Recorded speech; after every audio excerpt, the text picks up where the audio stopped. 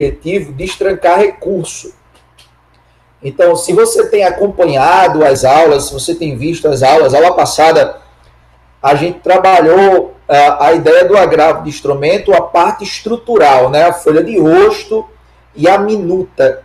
A folha de rosto, onde vai estar lá demonstrando que estão presentes os pressupostos de admissibilidade, requerendo o recebimento, né, e a remessa dos autos para o tribunal respectivo. Então, lá naquela questão envolvendo o depósito recursal, é necessário que a gente entenda o que está no parágrafo 7º do artigo 899 da CLT, que trata especificamente de que o preparo ou o depósito recursal a ser realizado no agravo de instrumento é 50% do valor do depósito do recurso que eu quero destrancar. Então, como eu queria destrancar no nosso caso prático, o recurso ordinário, tá? E o valor que foi arbitrado a condenação foi de R$18 mil, né? Que supera o teto hoje, que é 9.828, então seria 50% do teto. Seria 50% do teto, que o teto hoje tá, determinado pelo Tribunal Superior do Trabalho até agosto desse ano, né? Cada ano vai mudando, né? Dia 1º de agosto entra em vigência um novo valor, né? Entra em vigência um novo valor. E aí o atual, né, até esse ano, até agosto desse ano, é 9.828 o valor teto. Ok, meu povo? Então, só fazer essa correção aí na nossa peça, no caso prático que eu passei para vocês fazerem em casa. Dos que estão conosco, quais fizeram o agravo de instrumento e os embargos de declaração? Que eu passei para vocês. Levantem a mão. Doutora Gleice, doutora Nayara, ou foi doutora Gleice ou foi doutora Nayara que falou? Foi Nayara. Doutora Nayara, mais alguém? Eu fiz também, Fred. Doutor Tiago. Aí eu quero que vocês façam o seguinte, vocês comparem com o modelo que eu acabei de mandar para vocês, tá certo? Vocês comparem com esse modelo que está no material que eu coloquei ontem no Google Classroom, tá? Para que a gente, para que vocês coloquem isso aí no material de vocês, tá? Eu estava pensando aqui, meu povo, com relação a essas pastas de vocês.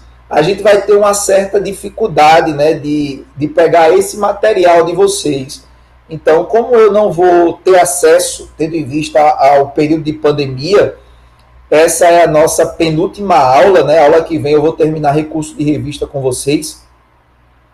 Essa é a nossa penúltima aula. Então, assim, ficou da gente pegar esse material de vocês, que vocês estão fazendo comigo, nessas essas peças práticas que vocês estão fazendo manuscritas, ficou de pegar para fazer a contagem aí de vocês da carga horária. Mas eu não vou ter como pegar, tá? Vai ficar inviável de pegar esse material com vocês, tendo em vista a pandemia.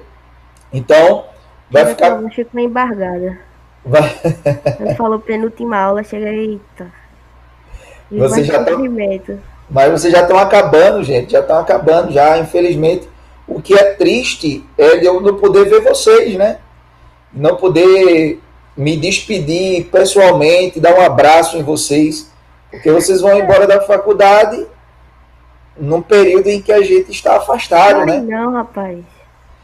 Mas é muito triste, porque a gente Mas tem voltaremos, Fred, não se preocupe, daqui pro final do ano isso vai passar, em nome de Jesus. Não é, então marcar Eu espero, porque é muito difícil. Visitar o Aras, a gente conversar. É muito difícil pra gente também, professor, porque a gente nunca imaginou que ia terminar a graduação desse jeito, né? Mas eu espero que vocês voltem, né? Se possível, quando a gente tiver passado por isso, para dar um abraço lá na gente, a gente precisa ver vocês, Tá bom? Façam Pode isso. deixar. A gente volta. Amém. Amém. E aí, meu povo, o nosso material, o nosso agravo de instrumento, ele tinha dois fundamentos na realidade, né? Um fundamento baseado na questão da tempestividade e outro fundamento baseado na multa. Porque o primeiro aspecto do agravo de instrumento que eu passei para vocês era de que os embargos de declaração, eles interrompem o prazo recursal, né? Vocês sabem que o agravo de instrumento, né, os embargos de declaração, na realidade, interrompem o prazo recursal, e o agravo de instrumento foi justamente para demonstrar isso, para demonstrar a tempestividade do recurso ordinário, porque quando eu oponho os embargos de declaração, o prazo de 8 dias retorna na totalidade para você poder ter novamente o prazo para ingressar com o recurso principal, que nesse caso aqui seria o recurso ordinário. Aí o nosso recurso ordinário estaria tempestivo, mas o juiz denegou o segmento por intempestividade, tá? E outra questão foi a multa, porque o juiz ele entendeu que os embargos foram meramente protelatórios e ele aplicou uma multa de 2% sobre o valor aí arbitral da condenação e entendeu que deveria ser pago essa multa como condição de preparo.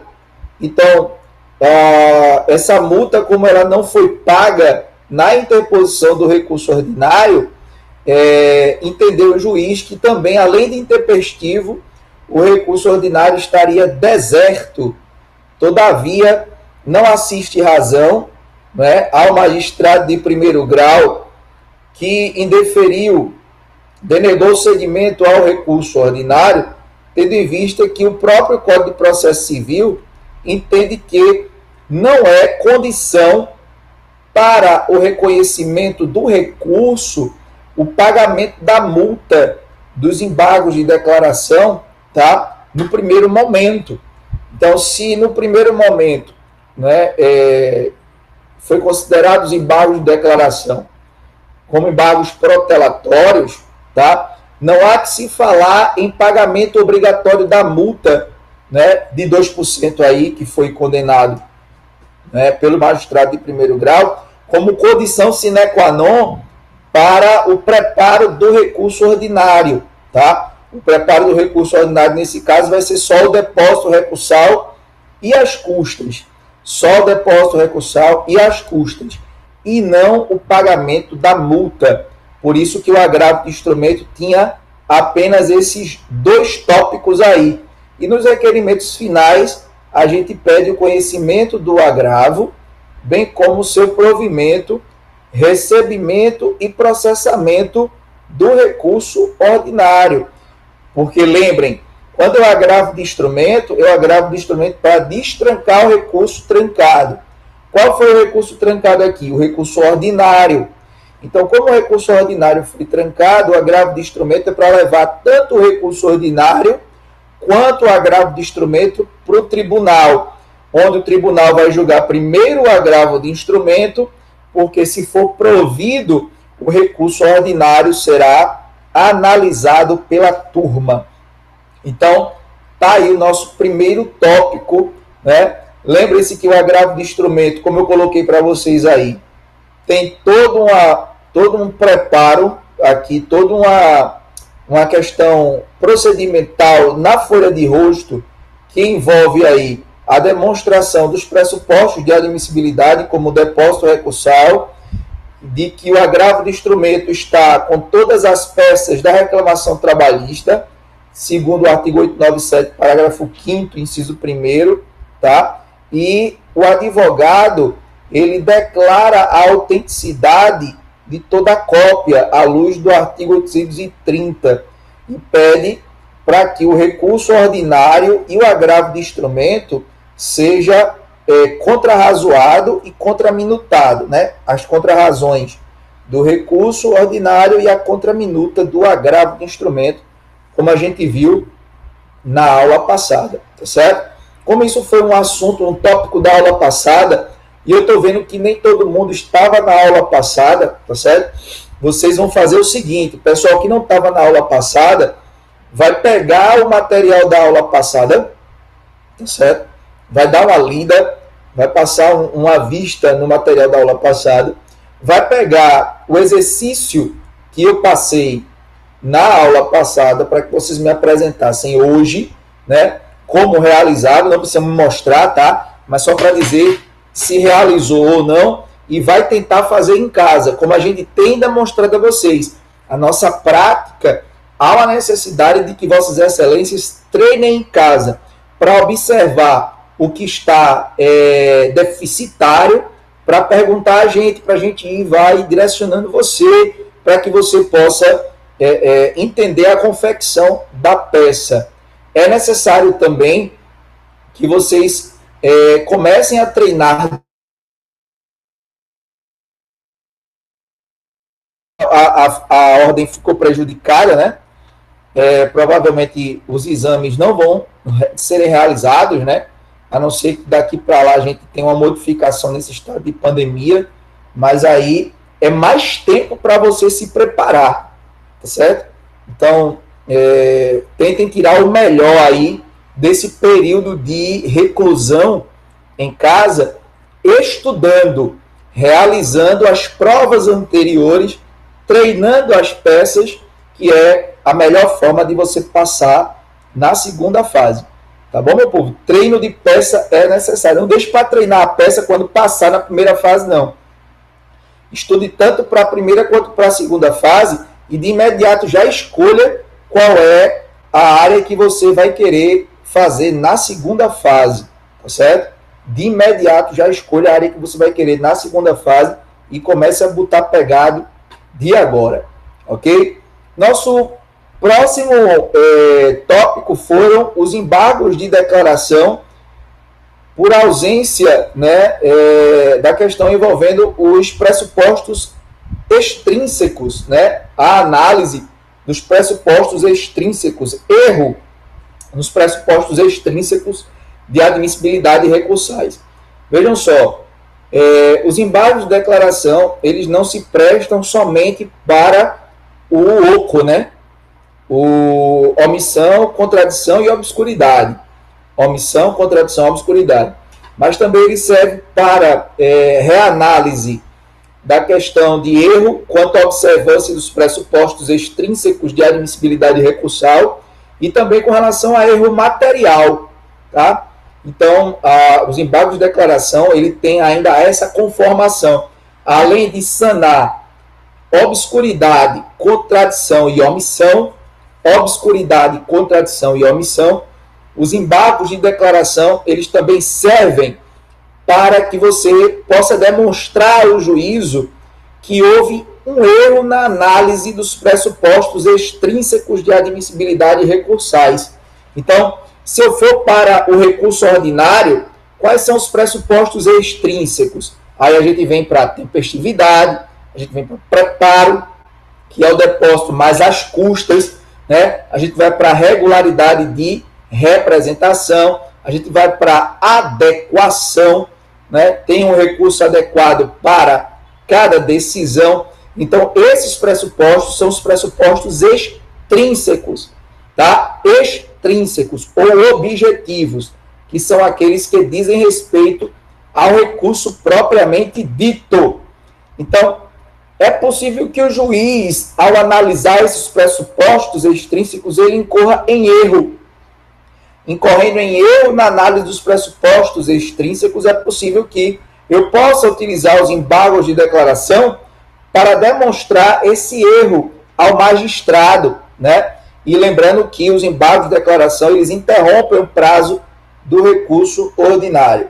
E mesmo assim, após a interposição do recurso ordinário, se o juiz entender que o recurso ficará trancado, né?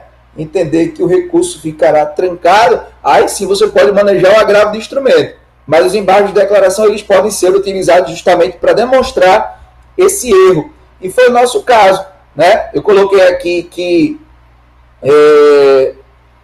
no dia 25 era feriado, 25 de janeiro era feriado municipal. Aí eu comprovei isso pela súmula 385 do TST, item 1, porque quem tem a responsabilidade de demonstrar ao juízo que era feriado municipal naquele último dia ali da interposição do recurso é a parte, tá? Aí eu demonstrei aqui, coloquei para vocês que era feriado municipal, tá? E que o último dia do prazo tinha recaído em período posterior, que nesse caso seria dia 26. Então, que houve um manifesto equívoco do magistrado nessa análise, né, da tempestividade, que deve ser corrigido. Aí eu peço, né, lá nos meus embargos de declaração, que o juiz conheça dos embargos de declaração e apresente, né, dentro do prazo de 5 dias, que seja provido o presente recurso para que seja declarado equívoco na análise dos pressupostos extrínsecos de admissibilidade recursável. Então, não é um objetivo dos embargos de declaração que é conhecido de grande parte, né, dos acadêmicos. A grande parte dos acadêmicos, toda vez que a gente fala dos embargos de declaração, ele fala de omissão, contradição, obscuridade. Omissão, contradição, obscuridade. Mas fica um pouco relegado, não é, no plano lateral, não é, no plano posterior aí, essa questão dos pressupostos extrínsecos de admissibilidade recursal, quando o juiz ele incorre em erro nessa análise. Fred, juiz incorre em erro? Incorre sim. Como incorre em erro? E você tem a necessidade de demonstrar isso, sob pena de prejudicar a análise do seu recurso. Então, quando você foi, né, com o seu recurso ordinário e o juiz entendeu que foi intempestivo, você, com os embargos de declaração, você poderá aí demonstrar que houve essa análise equivocada da tempestividade, que foi o nosso caso aqui, como eu demonstrei para vocês, e caso o juiz ainda entenda pela manutenção do despacho denegatório, aí você pode agravar de instrumento para levar a matéria para o tribunal. Tá certo? Ô, Fred. Fala, doutor Tiago. Bom dia. Ô, Fred, tira uma dúvida. Vamos supor que o juiz entenda, de princípio, que o embargo seja protelatório. Independente disso, o prazo vai ser suspenso. Vai ser interrompido. Interrompido, desculpa, exatamente. Quando a gente fala em interrupção, Tiago, o prazo volta todo. Então, os 8 dias para agravar de instrumento volta todo. O que significa dizer que, se você disser suspensão, aí o prazo já tinha transcorrido um período e volta a correr de onde parou. Isso é suspensão. Na interrupção, ele volta todo. E aí a pergunta de Tiago foi muito boa, no sentido de que, se os embargos que eu opus, eles foram considerados meramente protelatórios, mesmo assim vai interromper o prazo, mesmo assim, Tiago, mesmo assim interrompe o prazo, perfeito? Somente no caso, e eu coloquei aqui para vocês no caso da gente, né? Somente no caso em que somente no caso, parece-me que de intempestividade, da questão da intempestividade, é que não vai. Intempestividade não. Meu Deus, deixa eu ver aqui, peraí, rapidinho. Eu coloquei aqui para vocês.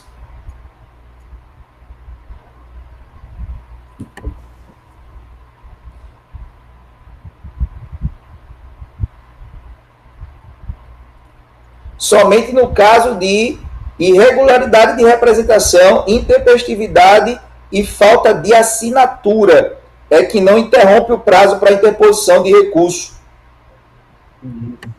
Isso aí está no artigo 897-A, parágrafo 3º da CLT.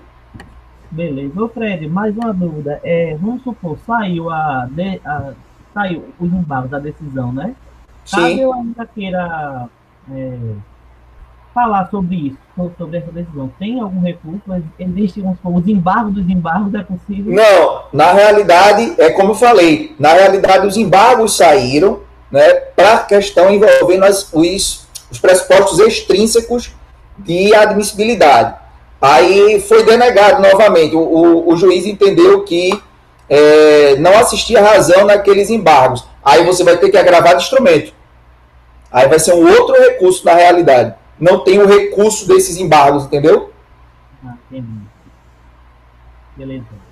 Beleza? Aí entra o princípio da adequação. Cada decisão tem o seu recurso próprio. Ok? Lembra que os embargos de declaração vão ser opostos ao próprio juiz que deu aquele despacho, ou deu aquela decisão. Respondido, doutor Tiago. Tranquilo, Fred. Obrigado. Beleza. Pessoal, vamos voltar aqui ao nosso material. Quem tiver com material aí, acompanhe comigo, por favor. A gente vai trabalhar agora o recurso de revista, né? O recurso de revista, que é o recurso mais técnico que nós vamos ter no processo do trabalho. Deixa eu fazer aqui algumas análises para vocês. Eu vou fazer, esse período agora de pandemia, um curso só de recurso de revista para tentar entender a matéria. Como eu disse a vocês, a gente pode passar para vocês toda a questão da fundamentação jurídica, de quando se interpõe um recurso de revista a nível acadêmico. Então é muito fácil a gente passar para vocês aqui quando é que a gente vai fazer um recurso de revista, interpor um recurso de revista, tanto é que a gente viu essa matéria, né, na nossa disciplina de processo trabalhista. Só que a outra coisa é na prática. Eu acho que Gleice, que trabalhou na Vara do Trabalho, Tiago, que trabalha lá na Vara do Trabalho em Carpina, eu acho que vocês devem saber disso. Talvez não muito, porque vocês trabalhavam em primeira instância, mas quem trabalha em gabinete de desembargador no Tribunal Regional do Trabalho sabe dessa dificuldade que eu estou falando. Na prática, o recurso de revista, ele é extremamente técnico. Às vezes você tem até razão em recorrer de revista, mas o advogado, quando ele vai interpor esse recurso de revista, ele esbarra nessa questão técnica, nessa questão de demonstrar os pressupostos de admissibilidade de um recurso de revista, né, que são muitos, entre eles aí a questão da transcendência, que quando chega lá no Tribunal Superior do Trabalho, às vezes ele esbarra já no tribunal, né? O tribunal já não dá seguimento lá para o Tribunal Superior do Trabalho, mas quando você agrava de instrumento aquela decisão, aquele acórdão,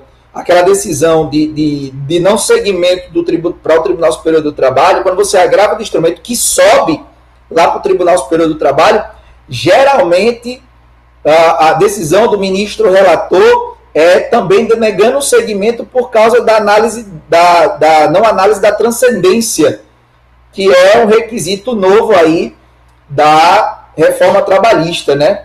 A não análise da transcendência traz essas dificuldades para a gente. E o nosso recurso ele não vai para a turma e não é conhecido, então é muito raro. E vocês escutam muitas vezes os advogados dizerem, né, que é mais fácil o Cristo Redentor bater palma do que o recurso de revista subir para o Tribunal Superior do Trabalho e ser conhecido. Ser conhecido, não é nem provido, é ser conhecido. Então, eu me matriculei num curso, ontem, na realidade, um curso que é ministrado por 2 juízes de trabalho, um de Goiás, me parece que é de Goiás, outro de Brasília. E aí eu vou fazer esse curso justamente para ver a questão prática. Onde é que os advogados erram na interposição desse recurso de revista? Então, na prática, existe alguma coisa que é necessária para que esses advogados eles possam ter sucesso no recurso de revista deles, né? Porque não é possível que exista um recurso que você pode utilizar, que vai levar a tua matéria para uma instância superior e que você pode reformar a decisão, né, lá na última instância trabalhista.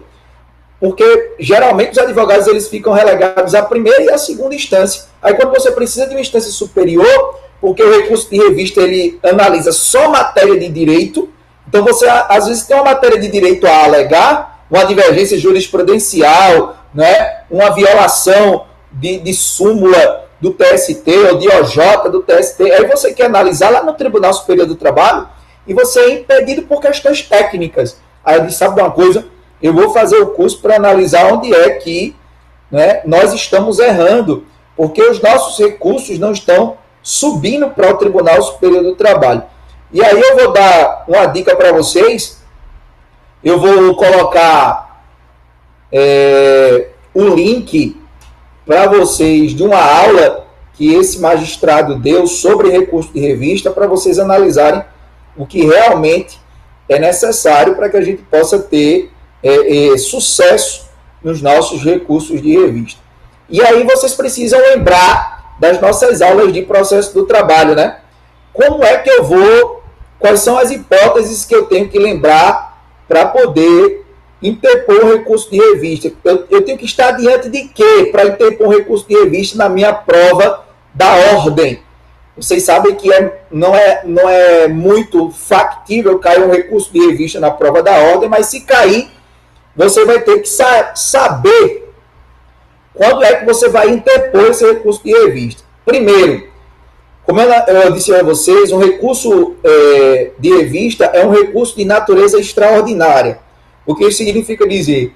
Significa dizer que eu não vou reanalisar nem matéria de prova, nem matéria de fato no recurso de revista. Então, se eu quero discutir fato e prova, né, a análise realizada pela primeira instância e pela segunda instância das análises referentes às provas, aí você quer rediscutir prova, por exemplo, você não pode rediscutir em sede de recurso de revista no Tribunal Superior do Trabalho. Somente em matéria de direito, somente em matéria de direito. Ou é violação de lei, ou é violação de jurisprudência, tá? Ou é divergência jurisprudencial. Ou é violação de súmula de OJ, ou é divergência jurisprudencial entre TRTs, né? Não é do próprio TRT, viu? Uma turma de um TRT entende de um jeito e a outra turma de outro, não. É entre TRTs, tem que ser TRTs diferentes, ou é a violação de lei, Constituição ou lei federal, Constituição ou lei federal. Então, é essa questão que vai ser observada no recurso de revista. Então, você já tem que estar treinado, você já tem que estar preparado para saber que o caso prático que vai ser passado para você já diz respeito a isso. Ou houve uma divergência jurisprudencial, repito, ou houve uma divergência jurisprudencial, o TRT de Pernambuco sobre aquela lei federal, sobre a CLT, entende de um jeito, tá? E o TRT da Paraíba entende de outro, tá? Ou houve uma violação do próprio tribunal no tocante à jurisprudência do TST, jurisprudência uniforme do TST, ou seja, o TRT de Pernambuco julgou contrário à súmula do TST. Por exemplo, a súmula do TST vai dizer que a base de cálculo para o adicional de periculosidade é o salário básico. E aí o Tribunal Regional do Trabalho da 6ª Região disse que não é o salário básico, disse que é o salário mínimo. Então, julgou contrário à súmula. Se julgou contrário à súmula, para que serve o recurso de revista? Serve para mostrar ao Tribunal Regional, serve para mostrar ao Tribunal Superior do Trabalho que o TRT tomou veneno. O TRT julgou diferente, né, da súmula do TST.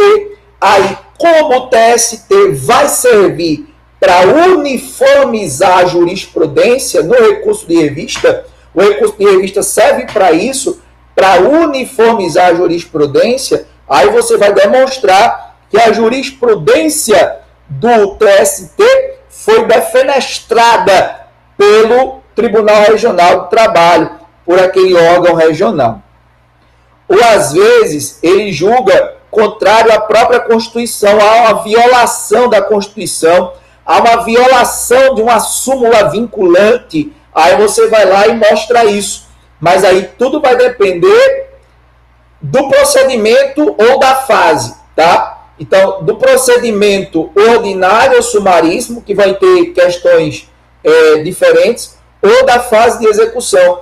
Porque, por exemplo, na fase de execução, você só pode recorrer de revista, veja como ele é específico, se a decisão do TRT violar a Constituição Federal. Veja só. Então, você só pode, essa é a regra, né? Porque ainda há nos casos de decisão referente ao Cadastro Nacional de Devedores Trabalhistas e que cabe em outras hipóteses, mas para a gente não confundir, vamos ficar com essa parte mais objetiva. Então, por exemplo, se o TRT da 6ª Região, Pernambuco, né, na fase de execução, na sua decisão, violou a Constituição Federal, aí eu posso recorrer de revista. Mas se, por exemplo, né, na análise da fase de execução, porque vai subir através de agravo de petição para o tribunal deu uma decisão diferente do Tribunal da Paraíba, por exemplo, ou seja, se o seu recurso de revista for baseado, né, somente em divergência jurisprudencial, o seu recurso de revista vai ser denegado. Por que vai ser denegado? Porque o seu objeto não cabe nas limitações estabelecidas pela própria legislação. Porque na fase de execução, quando sobe da instância inferior para o tribunal, através de agravo de petição, só poderá o recurso de revista ser manejado se houver violação à Constituição Federal. Então, tudo isso eu tenho que saber. Você imagina você, na prova da ordem, cai um miserável de um recurso de revista, né? Então, é possível que você até faça, porque você vai ter a estrutura na cabeça, né? Você vai estar claro lá no caso prático qual é a questão que você vai ter que pré-questionar. E tem isso. Você tem que pré-questionar a matéria. É um recurso de natureza extraordinária. Ou seja, o acórdão que você quer discutir, a matéria objeto do teu recurso de revista tem que estar pré-questionada no acórdão. Se não tiver pré-questionado no acórdão, você vai ter que embargar de declaração para que nos embargos de declaração o tribunal se manifeste quanto ao objetivo do teu recurso de revista. Porque se a matéria não tiver pré-questionada, o teu recurso não sobe. Aí me diga aí, meu povo, me diga, Tiago, Gleice, que trabalharam na vara do trabalho, ou você que talvez não tenha tido nenhum contato com um recurso na vida. Imagina isso quando o advogado está saindo, recém-tirado a OAB e já quer interpor um recurso de revista no seu primeiro processo. Né? Seu primeiro processo já está tramitando lá na vara do trabalho, saiu a decisão regional. Você nem sequer se ligou de que na decisão do acórdão a matéria tem que estar pré-questionada. Aí você pega um modelozinho, né, lá nos livros ou na internet e quer fazer pelo modelo, dizendo que estão presentes os pressupostos de admissibilidade, sem você provar nos autos, havendo a necessidade de você demonstrar, inclusive, se for, por exemplo, uma divergência jurisprudencial, que existe repositório oficial que você tem que demonstrar porque o TRT julgou daquela forma, citando o repositório oficial. Aí você pergunta ao advogado, doutor, o que é repositório oficial? O doutor fica, é Jus Brasil, né? Você vai lá no Jus Brasil, aí tira, né, a jurisprudência do Jus Brasil e coloca no teu recurso de revista. Aí quando chega lá, eu estou dizendo o que aconteceu comigo. Aí quando chega lá no tribunal, o tribunal vai dizer, Jus Brasil não é repositório oficial, doutor, denega o segmento ao seu recurso. E aí? Aí você me pergunta, como é, Fred, que a gente entra com recurso de revista para dar certo? Primeiro você vai ter que orar, né? Orar muito para subir o recurso. E segundo, você tem que ser extremamente técnico. O seu recurso ele tem que ter todas essas nuances. Aí, Fred, você vai demonstrar tudo isso. Minha tarefa hoje para vocês é trazer a estrutura do teu recurso de revista com a folha de rosto, o que é que a folha de rosto tem que ter, né? E a divisão lá das razões do recurso de revista. O que é que você pode utilizar, né, para você recorrer de revista e nas razões de recurso poder ser recebido e provido o teu recurso de revista. Então, na realidade, é isso. Por isso que eu vou precisar que vocês, né, analisem comigo um caso prático em específico que eu vou mandar para casa, tá bom? Então, vamos lá para a estrutura. Tá todo mundo com material aí? Diga sim, se vocês já não dormiram, né? Yes. Sim. Porque A atividade já tá na ficha já. Fred. já está na ficha, é ela que eu quero discutir com vocês, tá? Rapidinho. Não vou cansar muito vocês, não, nessa penúltima aula, não. Vou cansar mais na última. Na última a gente vai passar mais um tempinho, porque a gente vai ver todo o recurso. Eu vou mandar o recurso pronto para vocês, né, durante a semana, mas aí no dia da aula a gente vai analisar esse recurso todo. Na realidade, Gleice, Nayara, vocês, né, Tiago, o pessoal que está mais, que gostou mais, né, de direito do trabalho, vive mais o direito do trabalho, vocês vão ver que, na realidade, o direito do trabalho, quando o aspecto prático, quando a gente joga isso para uma peça como recurso de revista, a gente começa a se questionar, né?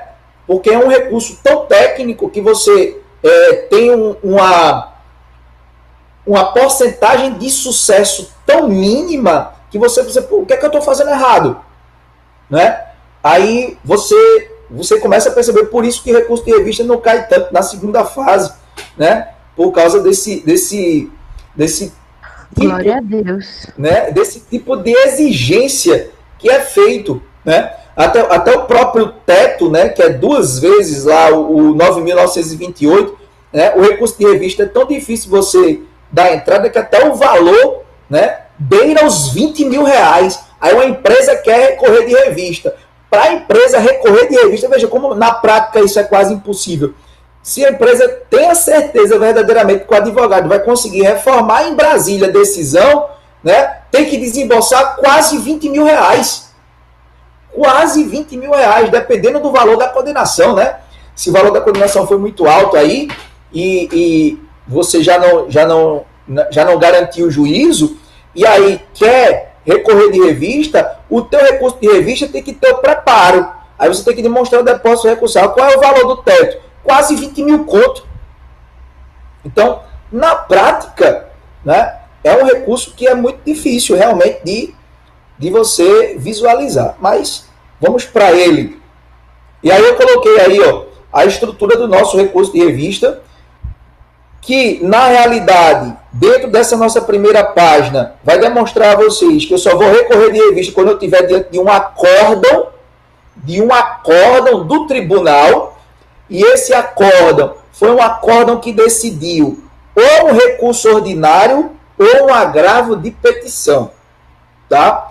Lembrando aí para quem não está mais lembrado da matéria, agravo de petição é o recurso que eu utilizo na fase de execução, tá? Então vamos lá, fase de conhecimento da petição inicial até a sentença. Saiu a sentença, passou o prazo de recurso, não houve recurso, tá? Passou o prazo de pagamento da dívida que houve na condenação da sentença, não houve pagamento da dívida, o processo entra em que fase? Em fase executória. Ou foi feito o acordo e lá no acordo não se pagou o acordo, tá? Aí passou o prazo de pagamento espontâneo da dívida, não se pagou, vamos embora para a execução. Estamos na fase de execução. Toda e qualquer decisão na fase de execução, qual é o recurso cabível? Agravo de petição, que leva a matéria para onde? Para o Tribunal Regional do Trabalho. Então, na fase de execução, qual é o recurso? Agravo de petição. Quando sobe lá para o TRT, que sai o acórdão, quando é que eu vou recorrer de revista na fase de execução? Somente quando houver violação da Constituição. É o caso mais fácil. É o caso mais fácil que eu vou ter o entendimento de quando é que eu vou poder recorrer de revista ou não. Agora, quando sobe através de recurso ordinário, tá? Aí, ou eu estou no rito ordinário ou eu estou no sumaríssimo, porque as hipóteses de cabimento do recurso de revista no rito ordinário e no rito sumaríssimo são diferentes. São diferentes, né? No sumaríssimo, violação da jurisprudência uniforme do Tribunal Superior do Trabalho. Mas nesse caso aí, só cabe de súmula do TST e súmula vinculante do STF, ou quando houver violação da Constituição Federal, tá? Nós estamos aí diante do sumaríssimo. Mas quando a gente vai para o ordinário, para o rito ordinário, nós temos aí várias hipóteses de cabimento, né? Interpretação divergente entre tribunais de lei federal, interpretação divergente entre tribunais de lei estadual, né? No tocante também a acordos, convenções coletivas, né? Regulamento de empresa que dizem respeito e aplicabilidade a mais de um regional, né? Nós temos a violação da Constituição, súmula uniforme do TST, OJ, súmula do TST, súmula vinculante do STF. Então, as hipóteses de cabimento, elas aumentam. E o acadêmico, ele tem que saber isso. Tem que estar ligado qual é a hipótese de cabimento para você interpor o recurso de revista. Agora, nessa fase inicial que a gente vai mostrar para vocês agora, da folha de rosto, que é direcionada para o regional, é direcionada para o excelentíssimo senhor, doutor, presidente do Egrégio Tribunal Regional do Trabalho da Tracinho Região, tá? Você só tem que saber inicialmente que essa folha de rosto é direcionada para o regional, é direcionada para o Tribunal Regional do Trabalho. Primeira coisa, isso não é difícil, já coloca na cabeça. Toda vez que eu for recorrer de revista, a folha de rosto vai ser direcionada para o Tribunal Regional do Trabalho. Toda vez que eu for recorrer de revista, a minha folha de rosto é direcionada para o Tribunal Regional do Trabalho, né? Subiu através de RO ou agravo de petição. Subiu através de RO ou agravo de petição. Aí, então, lá. Excelentíssimo senhor desembargador, presidente do Egrégio Tribunal Regional do Trabalho da Tracinho Região, você vai epigrafar, vai colocar o número do processo, vai colocar o nome da parte recorrente, quem está entrando com recurso de revista, né? E vai começar a qualificar. Já qualificado nos autos do processo em epígrafe que ele move, aí você coloca o nome do recorrido, que também já está qualificado. Geralmente quem recorre de revista, a gente sabe que o recurso de revista ele é mais interposto pelas empresas, né, na tentativa de reformar uma decisão que ela foi benéfica para o reclamante, mas diante de uma parcial procedência, o reclamante também tem interesse em recorrer. Lembre-se que na sentença de parcial procedência, o interesse recursal, que é um pressuposto subjetivo, ele diz respeito tanto a empregado quanto a empregador. Então, o empregado também recorre de revista. E tem uma vantagem. Quando eu falo de empregado recorrendo de revista, empregado ele não paga depósito recursal. Então, aqueles valores exorbitantes, né, não são aplicados ao empregado, que é liso que só as costas da melancia. Como é que ele vai? E outra coisa, né, não existe a razão para que o empregado ele garanta o juízo, tá? Já que o dinheiro, via de regra, de condenação, né, é dele, em tese, até decisão final, até trânsito em julgado. Vem através de seu advogado, ao final assinado, a presença de Vossa Excelência, com fulcro no artigo 896, aí vai depender, né, da hipótese, né, vai depender do rito, se o rito é ordinário, vai depender se o rito é sumaríssimo, ou vai depender se eu estou na fase de execução. Aí o fundamento vai depender, né, da hipótese que for apresentada para você no caso prático. Interpor recurso de revista para o colém do Tribunal Superior do Trabalho.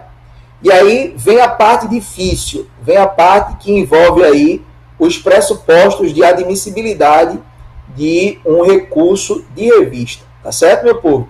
Então veja, encontram-se presentes todos os pressupostos de admissibilidade deste recurso, dentre os quais se destacam o depósito recursal, que você vai colocar aí de acordo com o que está no caso prático de vocês, tá certo?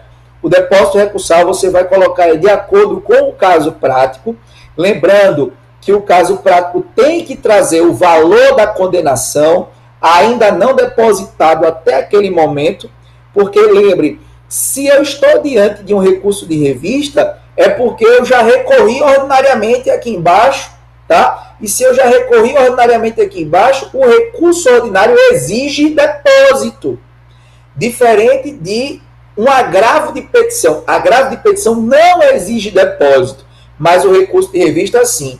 Então, se eu não depositei nada aqui embaixo, aqui em cima eu vou ter que depositar. Já o recurso ordinário já vai ter um depósito realizado. Então, lembre-se que eu tenho que fazer aquela pergunta quando eu for depositar, né, fazer o depósito recursal. Quanto é que eu deposito? O valor da condenação, ainda não depositado até o limite do teto estabelecido pelo TST. Então, eu já tenho que analisar quanto foi depositado no meu recurso ordinário. Eu já tenho que analisar quanto já foi depositado no meu recurso ordinário. Gente, eu estou rindo aqui de uma coisa que... eu estou rindo... eu não sei se vocês estão sentindo isso.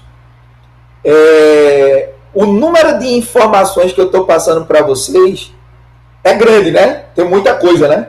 Que eu estou passando para vocês. Eu sei que tem gente que está aí escutando o que eu estou falando e está assim, velho. Meu irmão...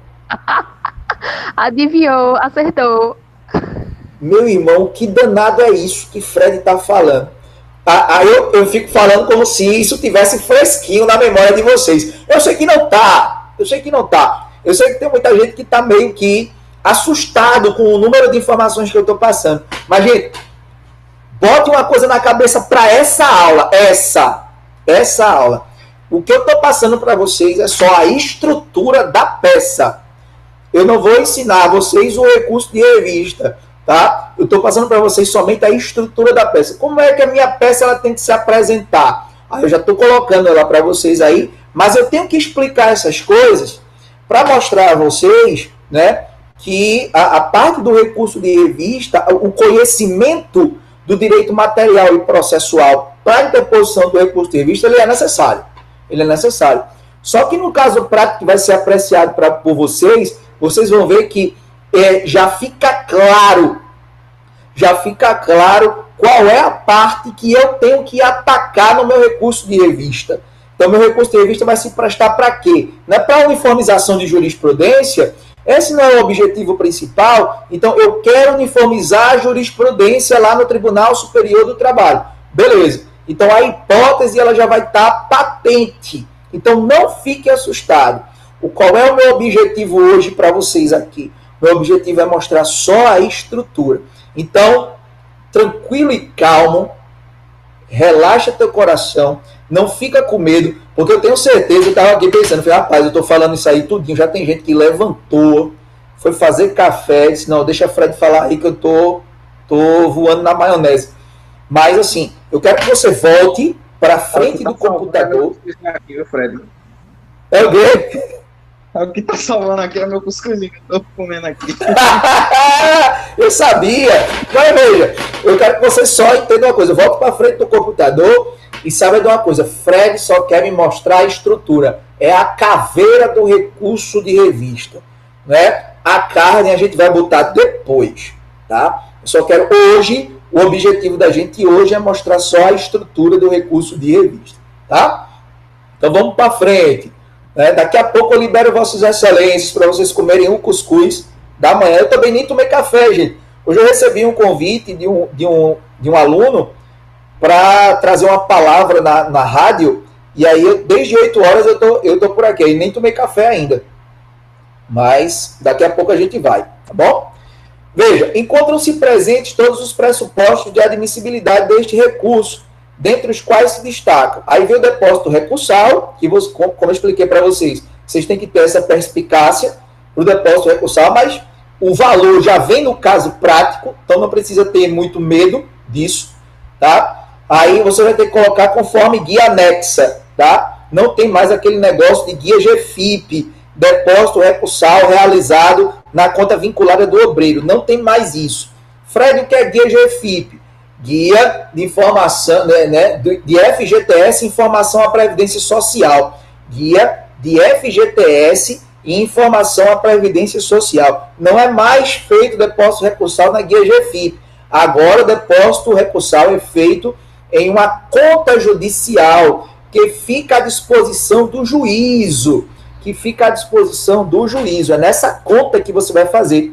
Aí a guia ela é fornecida pelo próprio banco, onde está feito a conta, onde está feito o depósito recursal, né?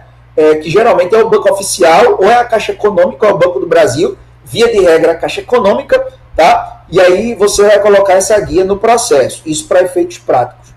As custas, você vai informar que já foram recolhidas, por quê? Deixa eu dar só um toque para vocês. Às vezes, né, as custas processuais, elas são mal interpretadas, né? A gente sabe uma coisa, a gente tem que saber o que é que a lei diz. A lei diz o seguinte, quem é que paga as custas? Quem paga as custas é o vencido. A parte vencida, tá? Então, Fred, numa sentença de parcial procedência, os dois não foram vencidos? Foram vencidos. Mas só quem paga as custas é o empregador. É a empresa. Então, isso eu tenho que saber. Então, dentro desse pressuposto, se a empresa é a única que vai pagar custas processuais e quem é o recorrente é você, empregado, você vai ter que demonstrar o recolhimento de custas? Não vai. Você vai informar que as custas já foram recolhidas e que você não tem essa responsabilidade de pagar as custas, tendo em vista que houve uma sentença de parcial procedência. Gente, o reclamante, empregado liso, só paga custas, só vai ser condenado em custas se ele não levar nada. A sentença for uma sentença de total improcedência, ou se for uma sentença de extinção do feito com ou sem resolução do mérito. Se for uma sentença de total improcedência, quanto foi que ele levou para casa? Nada. Então, se ele não levou nada para casa, ele paga custas. Ele tem que pagar custas. Se ele não for beneficiário da justiça gratuita, porque o beneficiário da justiça gratuita, ele é isento de pagar custas. E outra coisa, essas regras, você vai ter que lembrar. Você vai ter que saber que o beneficiário da justiça gratuita, ele não vai pagar custo, é isento, que a massa falida pela súmula 86 do Tribunal Superior do Trabalho é isento de pagar custas processuais. A Fazenda é isenta de pagar custos. O Ministério Público do Trabalho é isento de pagar custos. Tá? É só estrutura, Fred. Só estrutura. Mas deixa eu lembrar, Gleice. Deixa eu lembrar, Nayara.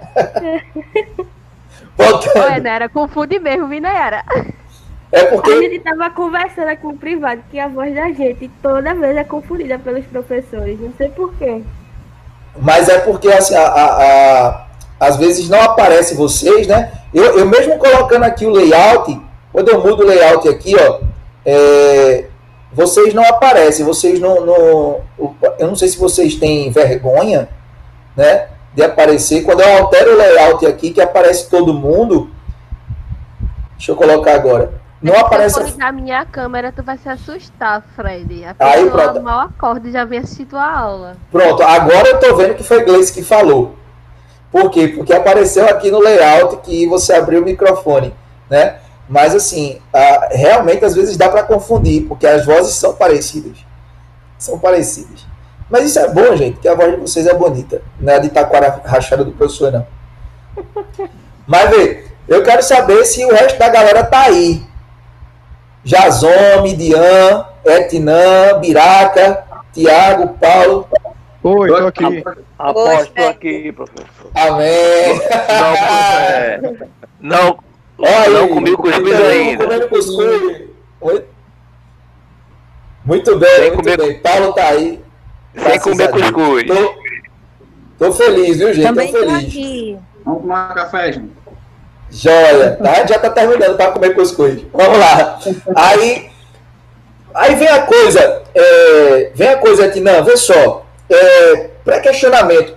O pré-questionamento da matéria está diretamente ligado ao objeto do recurso, tá? O pré-questionamento da matéria está diretamente ligado ao objeto do recurso. O que é que eu quero com o meu recurso de revista? É uniformizar a jurisprudência.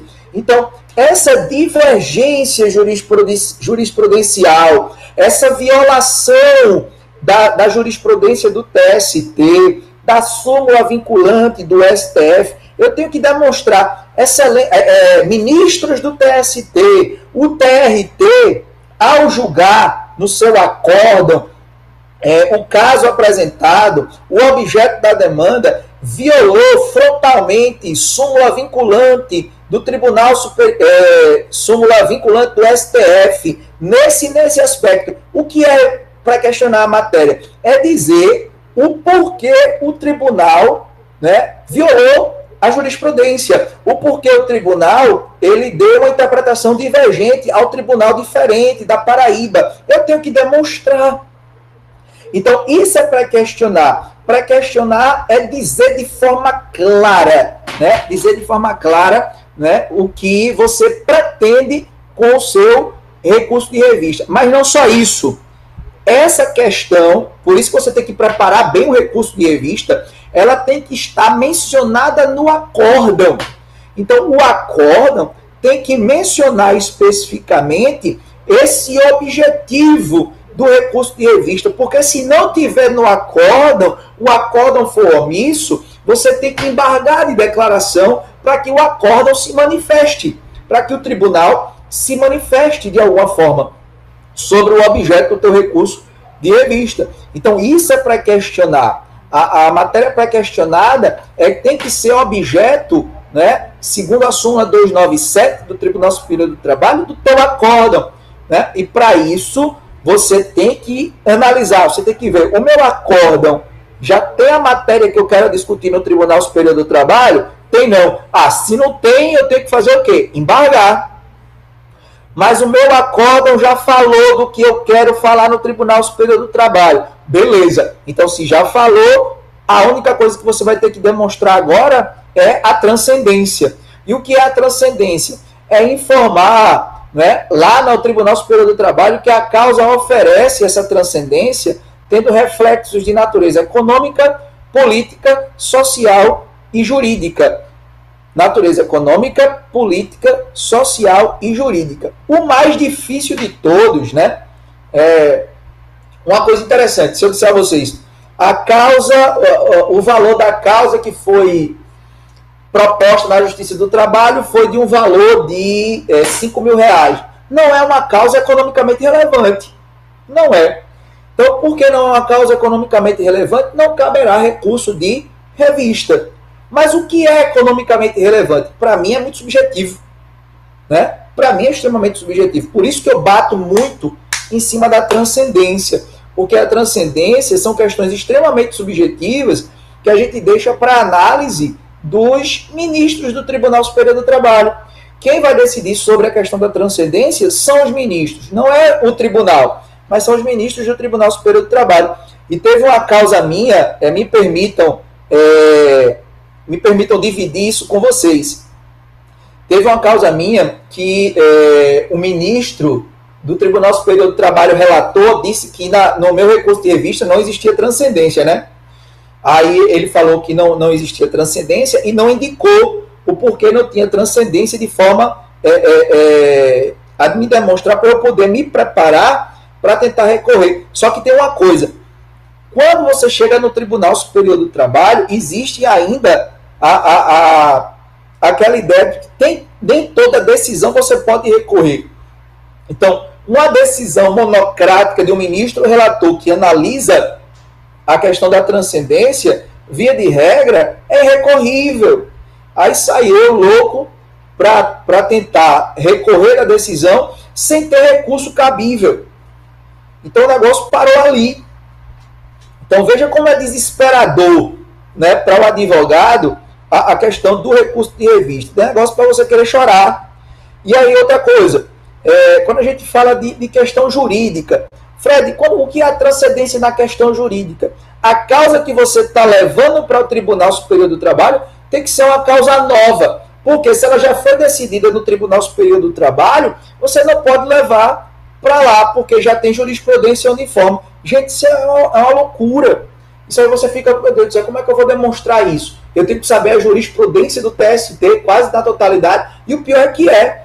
Por isso que você vai ter que estar lendo o informativo do Tribunal Superior do Trabalho, né? Todas as vezes que o informativo sai, você vai ter que fazer lá a sua análise, reservar a sua análisezinha naquele dia somente para trabalhar os informativos do Tribunal Superior do Trabalho para saber se sua causa tem transcendência. É desesperador. Na prática, não para vocês que estão, né, como acadêmicos ainda, mas na prática, né, é desesperador, dá medo. Mas enfim, diante do exposto, requer o recebimento do presente recurso e a intimação da parte contrária para apresentar contrarrazões no prazo de 8 dias. Aí, Gleice, olha aqui, ó. Aqui é o artigo 900 da CLT, né? Aqui é o artigo 900, diferentemente do agravo de instrumento, que eu tenho previsão própria. Foi aquela questão que você suscitou na aula passada. Então, aqui é o artigo 900, né? E a posterior remessa para o colém do Tribunal Superior do Trabalho. Essa aqui é minha folha de rosto. Nestes termos, pede deferimento, local e data. Perceba, sem colocar Vitória de Santo Antão, sem colocar Recife, PE, e a data de hoje, pelo amor de Deus, bota de forma genérica, advogado e OAB, e não assina por tudo quanto é mais sagrado. Aí, a gente tem que profetizar igual a tu, Fred. Colocasse lá o juiz titular, Frederico Guilherme. A gente tem que profetizar também. Não, faça isso na sua vida para você não sofrer feito advogado. Advogado sofre que só sovaco de aleijado. Estou dizendo a você, é um negócio. Às vezes sai determinadas decisões que você quer sair correndo no meio da rua nu, né, de desespero. Jesus, o que foi que aconteceu? Porque, principalmente quando é para levar a matéria para o Tribunal Superior do Trabalho, porque você quer ter aquela emoção. Pô, minha matéria está em Brasília, quem vai decidir são ministros do Tribunal Superior do Trabalho. Aí, né, você quer que o negócio suba para você ver qual é a discussão, a possibilidade de você, hoje, pela videoconferência, né, você fazer a sua sustentação oral. Agora, em tempos de pandemia, o Tribunal Superior do Trabalho teve que se, né, adaptar, e agora a gente vai ter essa possibilidade de fazer sustentação oral por videoconferência.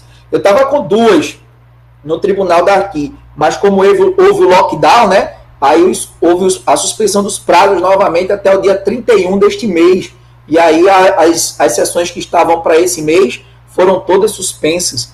Então, é desesperador a atividade do advogado. A gente tem que ter, né, muita serenidade para viver da advocacia. Tá? Muita serenidade, mas dá para viver, Vamos para frente. A nossa razão de recurso, ela vai ser direcionada para o Tribunal Superior do Trabalho, tá certo? Aí você vai colocar colém do Tribunal Superior do Trabalho, razões do recurso de revista, ou você pode suscitar uma preliminar de mérito, gente. As preliminares de mérito dizem respeito às questões de matéria de ordem pública, né? E as prejudiciais de mérito, prescrição e decadência. Aí, no mérito, é aqui que você precisa saber o que é que tem que fazer. Como é que você começa o mérito? O Egrégio Tribunal Regional do Trabalho julgou da seguinte forma, proferindo o acórdão abaixo transcrito que demonstra o pré-questionamento da matéria. Está vendo que você, já na preparação do seu recurso de revista, você já vai ter que levar em consideração que lá no acórdão já houve pré-questionamento da matéria, já houve o objeto do teu recurso de revista, já foi mencionado no acórdão, porque se não foi mencionado, você vai ter que embargar de declaração. Então você já vai ter que demonstrar qual foi a parte da jurisprudência ali que violou, né, a súmula do TST, que violou a OJ do Tribunal Superior do Trabalho. Você vai ter que mostrar, você vai ter que ser específico. Outra coisa, se for uma divergência jurisprudencial, Vitão tá aparecendo aí. Bom dia, Vitão. Aí, se for uma divergência jurisprudencial, a gente fica bem, aí a autoestima se eleva. Depois você vai ter que demonstrar, na divergência jurisprudencial, você vai ter que citar qual foi a parte do acórdão lá do tribunal, do outro tribunal, que foi diferente da decisão do acórdão que você está atacando. Aí, para isso, você vai ter que citar o repositório oficial. E tem que demonstrar especificamente, como eu coloquei aqui, ó, no material de vocês. Ó, tal decisão caracteriza. Aí você vai colocar a tese. O artigo tal estabelece que, apesar desta determinação, o juízo a qual posicionou-se de forma contrária ao mandamento legal ou posicionou-se de forma contrária à decisão do regional da 7ª região, quando decidiu da seguinte forma. Aí você vai e demonstra. Então, o teu recurso de revista, ele tem que ser claro como a nascente das águas em demonstrar especificamente essa divergência, essa violação, a depender do rito, se for rito ordinário, se for rito sumaríssimo, ou se está na fase de execução, para demonstrar se aquele objetivo diz respeito realmente à hipótese de cabimento.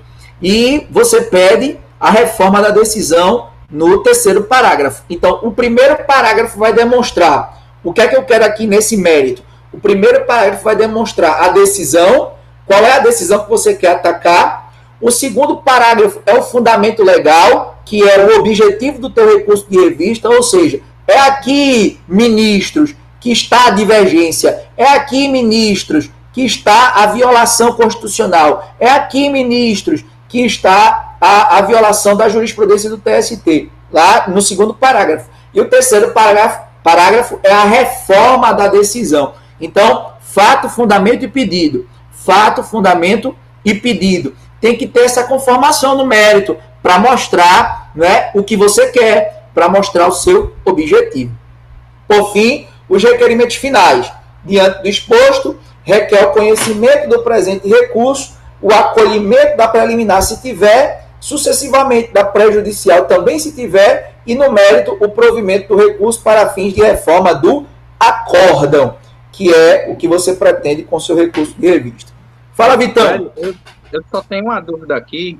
Se toda a estrutura da peça trabalhista, todas elas, tanto o recurso, as iniciais, é sempre o requerimento, ele é escrito em texto corrido, porque eu acredito que na inicial eu tenha feito elencando como a gente faz na área civil, né? Primeiro os fatos, depois os fundamentos. Nos pedidos finais, nos pedidos. No caso, no requerimento final. Aqui ele está escrito em texto corrido, né? Mas eu fiz na inicial, elencando, separando por É porque, Vitão, no recurso, ele é diferente da petição inicial nesse aspecto. Porque nos pedidos, nos requerimentos finais de uma petição inicial, eu vou ter um número maior, né, de objetivos, eu vou ter um número maior de pontos, né? Sim. Que na reclamação trabalhista você vai ter que elencar um por um. E na contestação também, porque na contestação, por causa da impugnação especificada do pedido, você vai ter que também fazer um por um a impugnação. Por isso que fica diferente. Já no recurso, não. E essa parte, só para esclarecer o que Vitor perguntou aí, nos requerimentos finais, Fred, você colocou aí, o texto está corrido. Porque isso aqui que eu coloquei nos requerimentos finais, esse texto aí é padrão. Você não tem como fugir dele. Porque o que é que você quer com o seu recurso de revista? É que ele seja recebido, né? O conhecimento, ele seja conhecido e ele seja provido. Conhecido e provido. Ele seja conhecido e provido. Esse texto é padrão. Não tem como correr. Por isso que ele é diferente. Então você vai ter que ter esses aspectos. Entendi. Obrigado, Fred. Tranquilo. Meu povo, vejam só. Eu gostaria de saber de vossas excelências. Eu sei, gente, eu sei, com toda a força do meu coração, que foi viajado. Eu dei uma... Né, eu tentei demonstrar os objetivos, né, dos recursos de revista, mas pegue essa estrutura aí, gente, e coloque ela como parâmetro para o nosso caso prático que eu vou apresentar para vocês agora. Vejam só. Eu coloquei aí um exercício de recurso de revista, tá? Onde o reclamante apresentou pedidos líquidos postulando a equiparação salarial com Beltrano, o qual laborava na mesma função, mas recebia R$ 500 a mais do que ele. Isso aqui é explicando o que ele pediu na inicial. Pediu adicional de periculosidade face ao labor realizado em contato com explosivos, calculado sobre o salário mensalmente recebido, e correção monetária a partir do mês da prestação de serviço. Então, veja, já tem coisas que a gente deve olhar aqui com um certo receio. Ele colocou aqui, ó, que a periculosidade vai ser calculada sobre o salário mensalmente recebido. E a gente sabe que é sobre o salário base. E a correção monetária a partir do mês da prestação de serviço. E a gente sabe que é a partir, né, da propositura da ação. Então, essas coisas aqui a gente já tem que levar em consideração. Por isso que a gente tem que ter o conhecimento básico aí do direito material. A reclamada sustentou que o labor não era perigoso, que as diferenças salariais não eram devidas, porque a paradigma tinha maior produtividade que o reclamante, e que a correção monetária deve incidir apenas a partir do mês subsequente ao da prestação de serviço. O laudo foi juntado, né, aos autos pelo perito nomeado pelo juízo, que concluiu pela existência de periculosidade.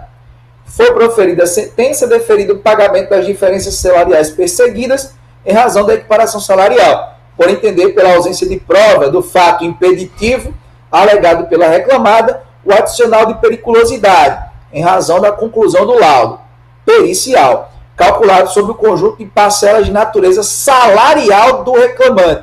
Então, foi deferido de acordo com o que o reclamante pediu.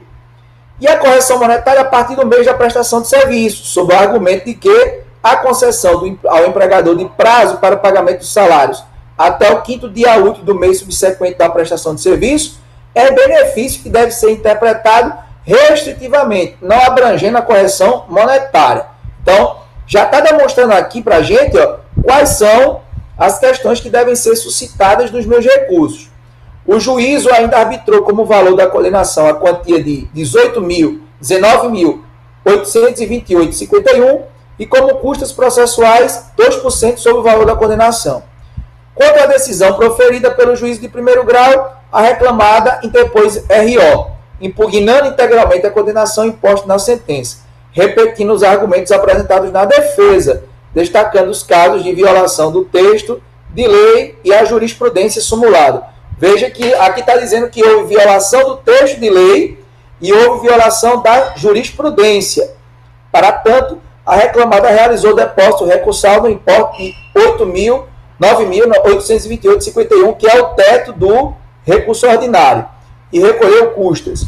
O regional entendeu por conhecer do apelo patronal e negou provimento ao recurso, ou seja, manteve a sentença. Então, vocês já sabem aqui o que é que a questão quer. A questão quer que você derrube essa questão da correção monetária, o marco inicial da correção monetária, e quer que você derrube a questão da base de cálculo da periculosidade, tá? Que foi mantido pelo Tribunal Regional do Trabalho.